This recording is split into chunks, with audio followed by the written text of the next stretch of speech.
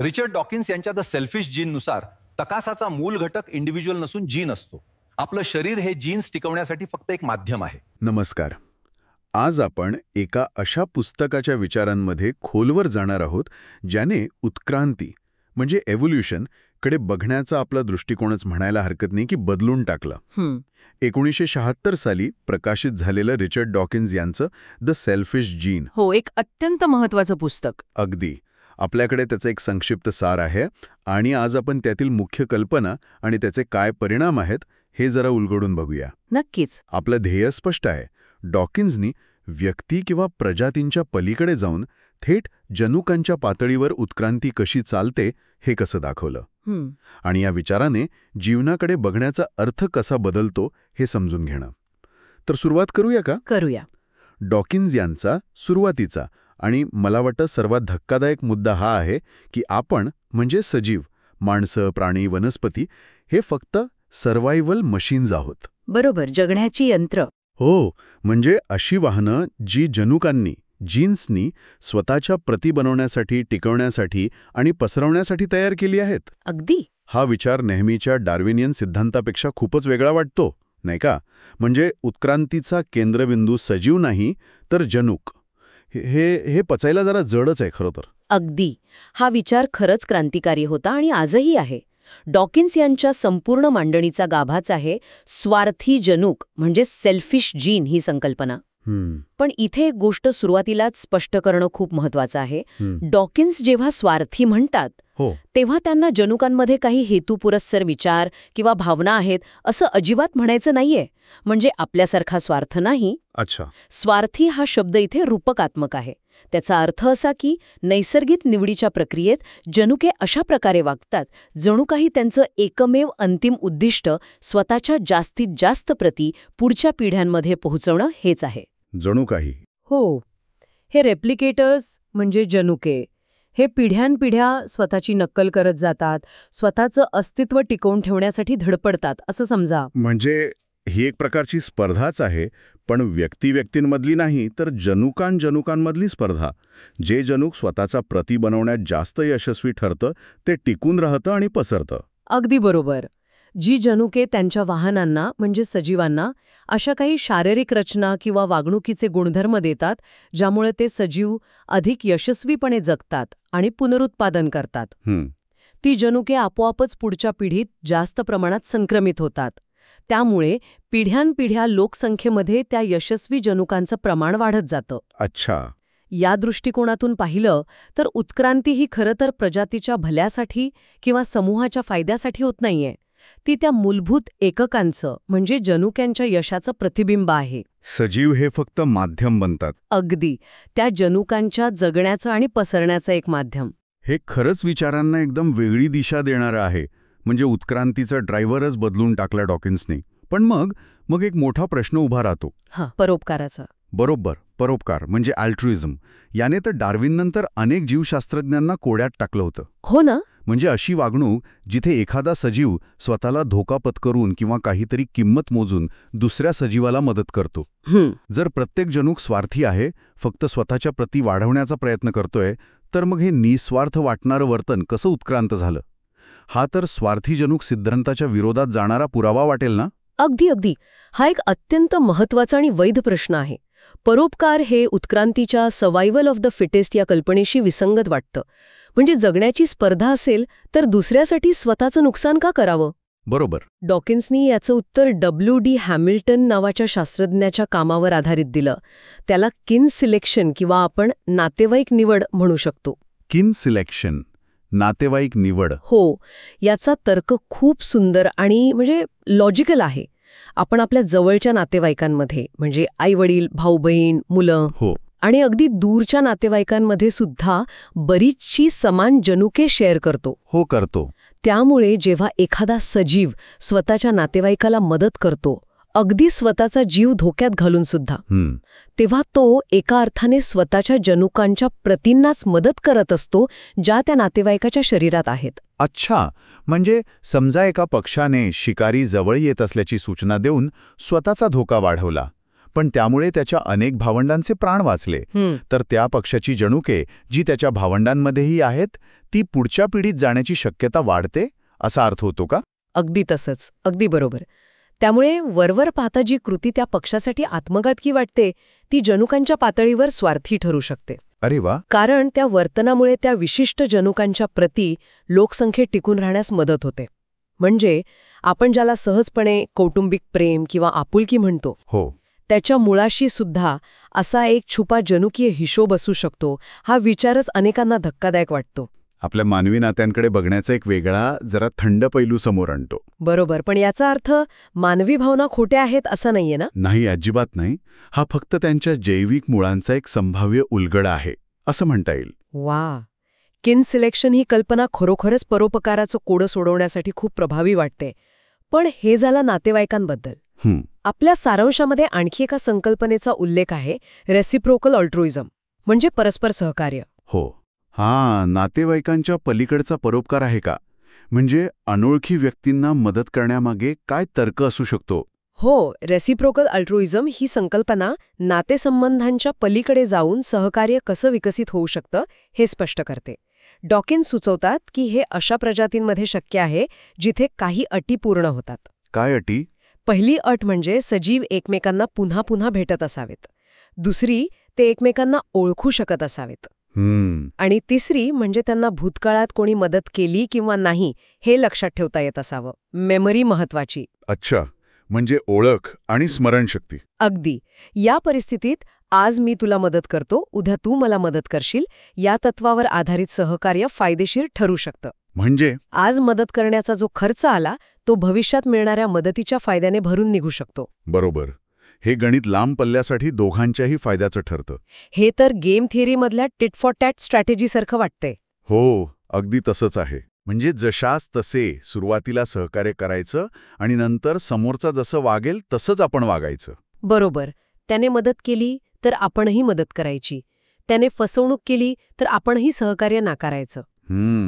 आणि ही tit for tat रणनीती आश्चर्यकारकपणे प्रभावी ठरते असं दिसून आलंय. खरंच? हो. यातून हे दिसतं की अगदी मूलभूत स्वार्थी हेतू असलेल्या सजीवांमध्येही, म्हणजे ज्यांना फक्त स्वतःचा फायदा बघायचा आहे, अशा सजीवांमध्येही परस्पर विश्वास आणि सहकार्याची प्रणाली नैसर्गिकरित्या कशी उदयाला येऊ शकते. अच्छा. कारण दीर्घकाळात सहकार्य करणं हे फसवणूक करण्यापेक्षा जास्त फायद्याचं ठरू शकतं.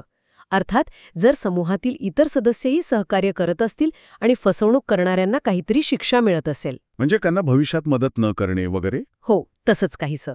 यामुळे सामाजिक जीवनाची आणि कदाचित नैतिकतेची प्राथमिक बीजं कशी रोवली गेली असावीत याचा एक अंदाज येतो. म्हणजे सहकार्यासाठी फक्त रक्ताचं नातं किंवा उदात्त भावना असण्याची गरज नाही. बरोबर. तर पुन्हा पुन्हा होणारी भेट आणि भविष्यातील फायद्याची अपेक्षा पुरेशी ठरू शकते. हे खूपच रंजक आहे. आता आपण जरा पुस्तकाच्या सारांशातील एका शेवटच्या पण मला वाटतं अत्यंत प्रभावशाली कल्पनेकडे वळूया. मीम्सबद्दल बोलताय तुम्ही? अगदी. डॉकिन्सने शेवटच्या प्रकरणात मीम ही संकल्पना मांडली. आजकाल इंटरनेटमुळे मीम हा शब्द एका वेगळ्याच अर्थाने प्रचंड लोकप्रिय झालाय. हो ना.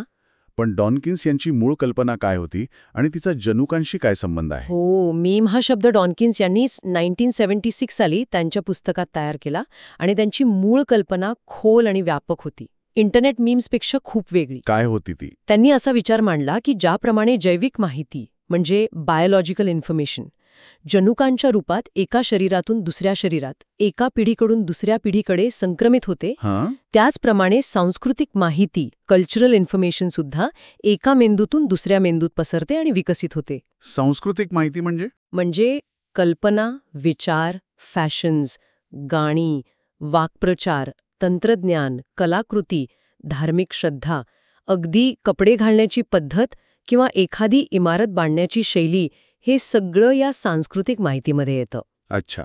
आणि या सांस्कृतिक माहितीच्या एककाला म्हणजे युनिट ऑफ कल्चरल इन्फॉर्मेशनला त्यांनी मीम असं नाव दिलं.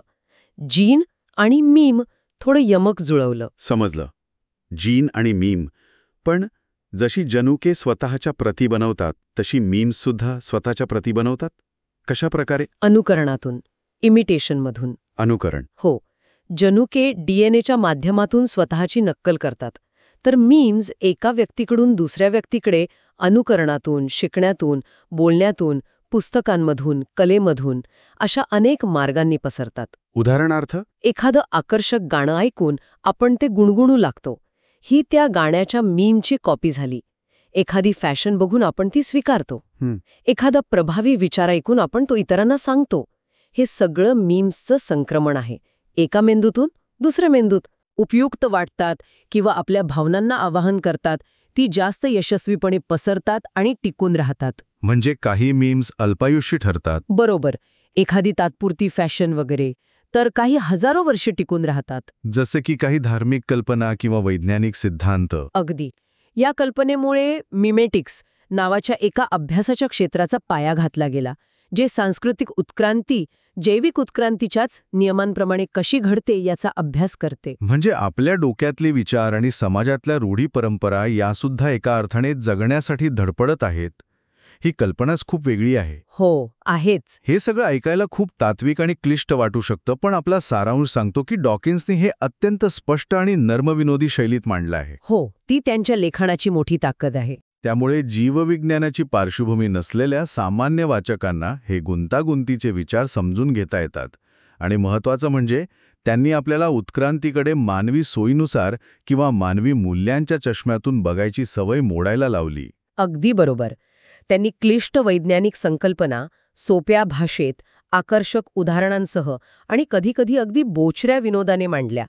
त्यांनी अत्यंत प्रभावीपणे हे दाखवून दिलं की नैसर्गिक निवड ही एक आंधळी प्रक्रिया आहे. आंधळी प्रक्रिया म्हणजे तिला कोणताही विशिष्ट हेतू नाही, पर्पज नाही. तिला भविष्याचा वेध घेता येत नाही, फोरसाईट नाही. ती फक्त त्या क्षणी जे सर्वोत्तम काम करतं त्याला निवडते, इतकंच. आणि पुन्हा एकदा त्या स्वार्थी शब्दावर येऊया. डॉकिन्स पुस्तकात अनेक ठिकाणी जोर देऊन सांगतात की जनुकांच्या पातळीवर उत्क्रांती स्वार्थी आहे. हे समजून घेणं याचा अर्थ मानवी समाजात स्वार्थीपणा चांगला आहे असं समर्थन करणं नव्हे. नाही, अजिबात नाही. किंवा आपलं सगळं वर्तन हे केवळ जनुकांनी ठरवलेलं आहे आणि आपल्याला त्यात काही बदल करता येत नाही असंही नाही. बरोबर. पण मग एक प्रश्न उरतोच. या स्वार्थी जनुकांच्या सिद्धांतामुळे सगळं मानवी वर्तन, भावना, नैतिकता याला निव्वळ जैविक पातळीवर आणून ठेवण्याचा धोका नाही का? म्हणजे प्रेम, दया, त्याग यांसारख्या उदात्त भावनांना केवळ जनुकीय हिशोब म्हणणं हे जरा जास्तच काय म्हणतात त्याला रिडक्शनिस्ट नाही वाटत. हा एक महत्त्वाचा मुद्दा आहे आणि त्यावर बरीच चर्चाही झाली आहे. डॉकिन्स स्वतः म्हणतात की आपण केवळ आपल्या जनुकांचे गुलाम नाही आहोत. अच्छा. उलट हा दृष्टिकोन आपल्याला आपल्या काही उपजत जैविक प्रवृत्ती बायोलॉजिकल टेंडेन्सीज ओळखायला मदत करतो. उदाहरणार्थ स्वतःच्या नातेवाईकांना झुकतमाप देण्याची किंवा अनोळखी लोकांबद्दल संशय बाळगण्याची नैसर्गिक प्रवृत्ती असू शकते, जी कदाचित उत्क्रांतीच्या काळात फायद्याची ठरली असेल. तो नैतिक तत्व तयार करू शकतो आणि आपल्या जैविक प्रेरणांच्या विरोधात जाऊन सुद्धा वागू शकतो. उदाहरणार्थ, आधुनिक जगात आपण कायद्यासमोर सर्व माणसं समान आहेत हे तत्व मानतो. बरोबर. जे किन सिलेक्शनच्या नैसर्गिक प्रेरणेच्या कदाचित विरोधात जातं. आपली संस्कृती, आपलं शिक्षण, आपली विचार करण्याची क्षमता आपल्याला जनुकांच्या हुकुमशाहीतून बाहेर पडायला मदत करते. खरं तर डॉकिन्स असेही म्हणतात की मानव हा एकमेव प्राणी आहे जो आपल्या स्वार्थी जनुकांच्या हुकमाविरुद्ध बंड करू शकतो. एकमेव प्राणी जो बंड करू शकतो.